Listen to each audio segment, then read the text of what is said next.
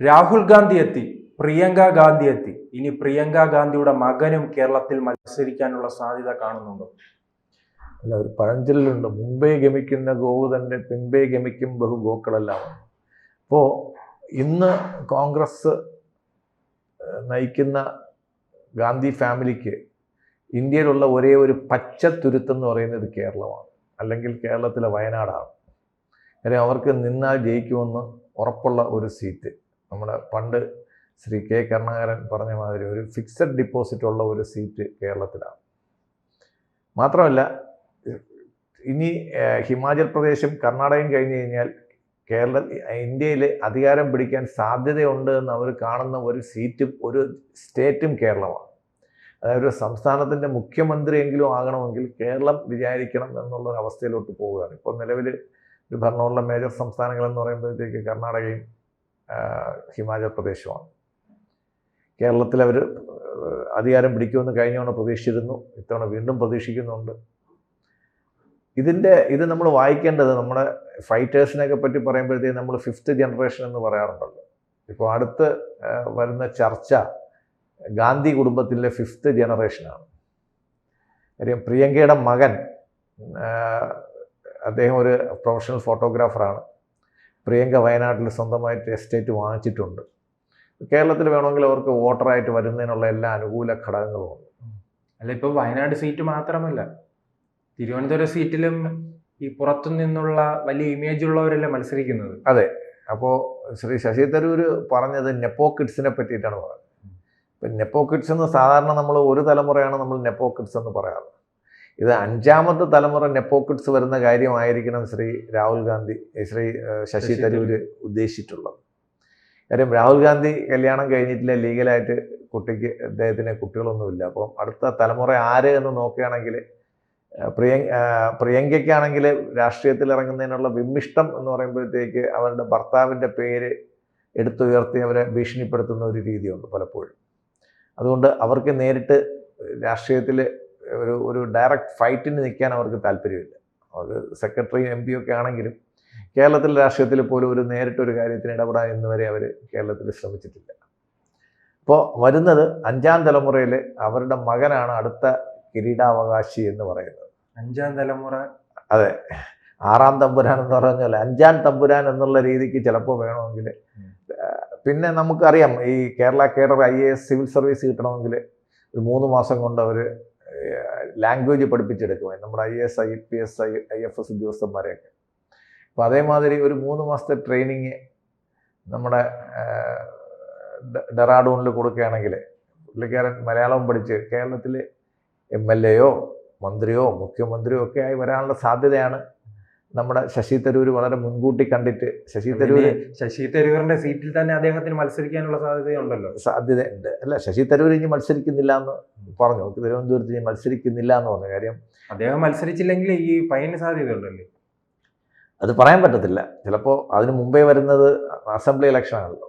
Assembly ഇലക്ഷനിൽ ചിലപ്പോൾ KC വേണുഗോപാലിൻ്റെ പേര് വെട്ടിയിട്ട് ചിലപ്പോൾ പ്രിയങ്കയുടെ മകൻ്റെ പേര് വന്നു കഴിഞ്ഞാലും നമ്മൾ അതിശയിക്കാനൊന്നുമില്ല. കാര്യം ഒരു പുതുതലമുറ, പുതിയ രക്തം വരട്ടെ, യുവതലമുറയ്ക്ക് അവസരം കൊടുക്കുന്നു സതീശൻ തുടങ്ങിയ. അല്ല, പണ്ട് നാം ഇത് തമിഴ്നാട്ടിലും അതോടൊപ്പം തന്നെ ഉത്തരേന്ത്യൻ രാഷ്ട്രീയത്തിലും കണ്ടിരുന്നതാണ്, അമിതമായ ആരാധന. അത് നാം ഇപ്പോൾ വയനാട്ടിൽ കാണുന്നുണ്ടല്ലോ. പ്രിയങ്കയുടെ മൂക്ക്, പ്രിയങ്കയുടെ മുടി, അല്ലേ? അതെങ്ങനെയാണ് ഈ കേരളത്തിൽ ഇത്രയും സാക്ഷരതയുള്ള വിദ്യാഭ്യാസമുള്ളവർ പോലും ഇങ്ങനെ ഈ അടിമ ജീവിതത്തിലേക്ക് കടക്കുന്നത്? അല്ല, വയനാടെന്ന് പറയുമ്പോഴത്തേക്ക് പഴശ്ശിയുടെ മണ്ണല്ലേ. ഇപ്പം രാജാക്കന്മാരോടൊരു ഭക്തിയുള്ള ഒരു ജനതയായിരിക്കും. അല്ല, പഴശ്ശിയും പ്രിയങ്ക ഗാന്ധിയും തമ്മിൽ ഞാൻ പറഞ്ഞ രാജഭരണത്തിനോട് ഒരു അടുപ്പം അവർക്കുണ്ടാവാൻ കാരണം അതായിരിക്കും. പഴശ്ശി രണ്ടുപേരും 2 ഓപ്പോസിറ്റാണ്. ഞാൻ പറഞ്ഞത് രാജഭരണത്തോട് അവർക്കൊരു തൃപ്തിയുണ്ട്. അപ്പം വയനാട്ടിലെ ഉള്ള ഒരു മുസ്ലിം സമുദായത്തിൻ്റെ പഴശ്ശി ഓട്ടിച്ച ബ്രിട്ടീഷ് ആശയമാണ് ഇപ്പോൾ അവിടെ കടന്നു വന്നിട്ടുള്ളത്, അവിടെ നടന്നിട്ടുള്ളത്. അപ്പോൾ ശ്രീ ശശി തരൂർ പറഞ്ഞത് ഈ കുടുംബാധിപത്യം അല്ലെങ്കിൽ ഈ സർനെയിം വെച്ചുള്ള പൊളിറ്റിക്സാണ് നടക്കുന്നു എന്നുള്ളതാണ്. അത് അദ്ദേഹം കോൺഗ്രസിനെ മാത്രം ഉദ്ദേശിച്ചല്ല പറഞ്ഞത്, ഇന്ത്യ മുന്നണിയെ മൊത്തത്തിൽ ഉദ്ദേശിച്ചിട്ടാണ് പറഞ്ഞത്. കാര്യം നമ്മൾ നോക്കുകയാണെങ്കിൽ RJDയിലും അത് തന്നെയാണ്, ലാലുവിൻ്റെ മകനാണ്. പിന്നെ അവിടെ നമ്മുടെ ഇദ്ദേഹത്തിൻ്റെ മകനുണ്ട്, പിന്നെ മുലായം സിംഗ് യാദവിൻ്റെ മകനുണ്ട് അഖിലേഷ് യാദവ്, അദ്ദേഹവും ഇത് തന്നെയാണ്. DMK-ലോട്ട് പോയി കഴിഞ്ഞാൽ അവിടെയും ഉദയനിധി, ഇവിടോട്ട് പോയി കഴിഞ്ഞാൽ വെസ്റ്റ് ബംഗാളിലോട്ട് പോയി കഴിഞ്ഞാൽ അവരുടെ മരുമകനുണ്ട്. അപ്പം അഭിഷേക് ബാനർജി. അപ്പം ഇദ്ദേഹം പറഞ്ഞത് കോൺഗ്രസിനെ മാത്രം ഉദ്ദേശിച്ചാണോന്ന് കോൺഗ്രസ്സുകാർക്ക് തോന്നുന്നുണ്ടെങ്കിൽ അത് അവരുടെ കുഴപ്പമാണ്. അദ്ദേഹം ഉദ്ദേശിച്ചത് എല്ലാവരെയും ചേർത്താണ് പറഞ്ഞത്. എന്നിട്ട് അദ്ദേഹം അതിന്റെ കണക്കുകളും പറഞ്ഞു. 40 വയസ്സ് അല്ലെ, ഇപ്പോ ഇന്ത്യ മുന്നണി അങ്ങനെ പ്രഖ്യാപിക്കേണ്ടി വരുമല്ലേ?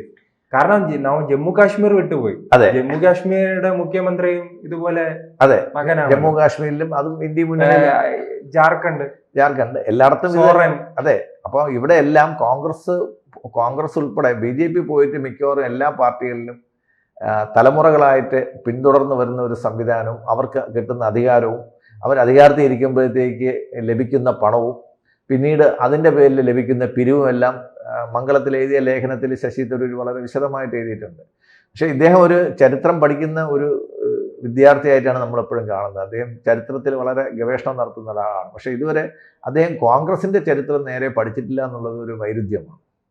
കാര്യം കോൺഗ്രസിൽ വന്നത് നരസിംഹറാവു ആയാലും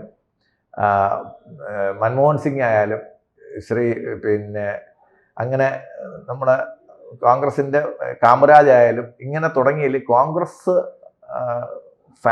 കോൺഗ്രസിനകത്ത് നെഹ്റു ഗാന്ധി ഫാമിലിക്കകത്ത് നിന്നുള്ളവരിൽ കൂടുതൽ ആരെങ്കിലും വളരുന്നുണ്ടെങ്കിൽ അത് അപ്പോഴേ വെട്ടിമാറ്റുന്ന ഒരു പ്രവണതയാണ് കോൺഗ്രസ്സിൽ അന്ന് തൊട്ടേ കാണുന്നത്. നെഹ്റുവിൻ്റെ കാലം തൊട്ടേ കാണുന്നത് അങ്ങനെയാണ്. നെഹ്റു തന്നെ നമ്മുടെ തുടക്കത്തിൽ പറയുകയാണെങ്കിൽ ജയപ്രകാശ് നാരായണനെ ഏകദേശം ഒതുക്കിയത് അദ്ദേഹം വളർന്നു പോകുമെന്നുള്ളൊരു ഭയത്താലാണ്. അതേസമയം നമ്മുടെ മുഖർജിയെ ഒതുക്കിയതും അദ്ദേഹം വളർന്നു പോകും എന്നുള്ള, ശ്യാമപ്രസാദ് മുഖർജിയെ ഒതുക്കിയതും അങ്ങനെ തന്നെയാണ്. അങ്ങനെ തുടങ്ങി നമ്മുടെ ലാൽ ബഹദൂർ ശാസ്ത്രി ആയാലും പിന്നീട് വന്നവർ ആരൊക്കെ ആയാലും, കാമരാജ് ആയാലും ആരൊക്കെ ആയാലും കോൺഗ്രസ്സിന് ഈ അവരുടെ നേതാക്കളെക്കാളും കൂടുതൽ തലപ്പൊക്കമുള്ള നേതാക്കളെ വേണ്ട എന്നുള്ളതാണ് കോൺഗ്രസിൻ്റെ ഒരു പ്രഖ്യാപിത തത്വം. അത് നമ്മുടെ കേസരിനാഥ് അല്ല, അതാണ് എൻ്റെ നേരത്തെയുള്ള സംശയം. ഇപ്പോൾ ആ കുടുംബം ഇനി സ്വാഭാവികമായി കേരളമായിരിക്കും ലക്ഷ്യമിടുന്നത്. അപ്പോൾ കേരളത്തിലെ ജനങ്ങൾ വീണ്ടും അവരെ ജയിപ്പിക്കുന്നു. കേരളത്തിലെ ജനങ്ങൾ അവരെ ജയിപ്പിക്കാതിരിക്കാൻ മറ്റു കാരണങ്ങളൊന്നും കാണുന്നില്ല. ഇനി കേരളത്തിൽ തന്നെ നോക്കി കഴിഞ്ഞാൽ കോൺഗ്രസ് പണ്ടല്ല ഈ സിനിമാ താരങ്ങളൊക്കെ ഉൾപ്പെടെ പ്രസിദ്ധ സമൂഹത്തിൽ ഉയർന്നു നിൽക്കുന്നവർക്ക് കേരളത്തിൽ മത്സരിക്കാൻ പേടിയായിരുന്നു. അല്ല, ഹൈബി ഈഡന് എതിർക്കാൻ സാധിക്കുമോ? ഇല്ല. കാര്യം ഹൈബി ഈഡൻ വന്നത് അച്ഛൻ്റെ പാത പിന്തുടർന്നതാണ്. അതേപോലെ ഇപ്പം ഹൈബി ഈഡനെ പോലെ തന്നെ കേരളത്തിലെ മുരളീധരൻ ഉണ്ട്. ഇപ്പം ഇവർക്ക് ആർക്കും ഇങ്ങനെ ഒരു കാര്യം വരുമ്പോഴത്തേക്ക് അതെന്താ ഞങ്ങൾക്ക് പിന്തുടർച്ച അവകാശം പറയുകയാണെങ്കിൽ ഞങ്ങൾക്ക് എന്താ കേരളത്തിൽ മത്സരിക്കാൻ എന്താ കുഴപ്പമെന്ന് ചോദിക്കാം. വേണമെങ്കിൽ മുമ്പ് നമ്മുടെ ഇന്ദിരാഗാന്ധി രണ്ടാമത് മത്സരിച്ചപ്പോഴത്തേക്ക് നോർത്തിലും സൗത്തിലും ഓരോ സീറ്റിലും മത്സരിക്കുമായിരുന്നു. ഞങ്ങൾക്ക് നാഷണൽ ഇൻ്റഗ്രേഷൻ കാണിക്കാനാണെന്ന് പറയും. അപ്പോൾ അതേപോലെ അദ്ദേഹം അമേഠിയിലും പിന്നെ തിരുവനന്തപുരത്ത് മത്സരിച്ചാൽ എന്താ കുഴപ്പമെന്ന് ആൾക്കാർ ചോദിക്കുന്നു. ചിലപ്പോൾ തിരുവനന്തപുരത്തുകാർ ഏറ്റെടുത്തുന്ന കാര്യത്തില്ല, പക്ഷേ വയനാടുകാർ ഏറ്റെടുത്തോളും. കാര്യം അമ്മയുടെ സീറ്റല്ലേ, മകന് കൊടുക്കുന്നതിനകത്ത് തെറ്റൊന്നുമില്ല എന്നുള്ള. മുസ്ലിം ലീഗ് വോട്ട് പിടിക്കാൻ മുസ്ലിം ലീഗുണ്ട്. മാത്രമല്ല തിരുവനന്തപുരത്താണേ പരാജയം ഉറപ്പാണ്.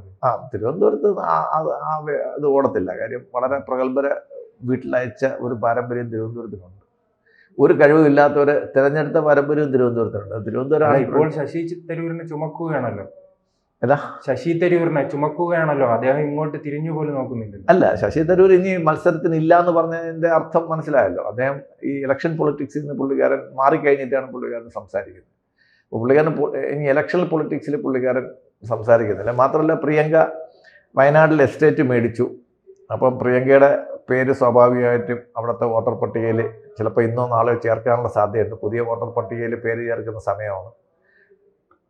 അപ്പോൾ തീർച്ചയായിട്ടും അമ്മയ്ക്ക് വോട്ടുണ്ടെങ്കിൽ മകനും അവിടെ കേരളത്തിൽ വോട്ട് വരാനുള്ള സാധ്യതയുണ്ട്. അങ്ങനെ നെഹ്റു ഗാന്ധി കുടുംബം കേരളത്തിലോട്ട് പറിച്ചു നടുകയാണോ എന്ന് ആൾക്കാർ ആലോചിക്കുന്നുണ്ടെങ്കിൽ അതിനകത്ത് തെറ്റൊന്നുമില്ല. ഗാന്ധിക്കും രാഹുൽ ഗാന്ധിക്കും പ്രിയങ്ക ഗാന്ധിക്കും ആണെങ്കിൽ മകൻ ഗാന്ധിക്കും വരാനുള്ള എല്ലാ അവസരവും. ഈയിടയ്ക്ക് അദ്ദേഹത്തിൻ്റെ പേരും മാറ്റി ഗാന്ധി എന്ന്, വാദ്ര എന്ന് മാറ്റിയിട്ട് സർനെയിം മാറ്റി അത് ഗാന്ധി എന്നാക്കി. അതും ഈ ഇത്തരത്തിലുള്ള ഒരു മാറ്റം ഉൾക്കൊണ്ടുകൊണ്ട് തന്നെയാണെന്ന് നമുക്ക് മനസ്സിലാക്കാം. കാര്യം ഡൽഹിയിലോ യു പിയിലോ അല്ലെങ്കിൽ നോർത്തിലുള്ള ഏതെങ്കിലും ഒരു സ്റ്റേറ്റിലോ അവർക്ക് കൃത്യമായിട്ട് അധികാരം പിടിക്കാമെന്ന് ഉറപ്പുള്ള സ്റ്റേറ്റ് ഒന്നുമില്ല. ഹിമാചലിനെ കഴിഞ്ഞവണ കിട്ടിയത് വളരെ തിൻ മെജോറിറ്റിക്കാണ് അവർക്ക് കിട്ടുന്നത്.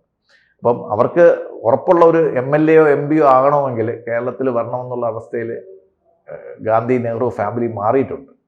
കൂടുതൽ വാർത്തകളും വിശേഷങ്ങളും നിങ്ങളിലേക്ക് എത്താൻ ABC മലയാളം സബ്സ്ക്രൈബ് ചെയ്യുക, ബെൽ ബട്ടണും അമർത്തുക.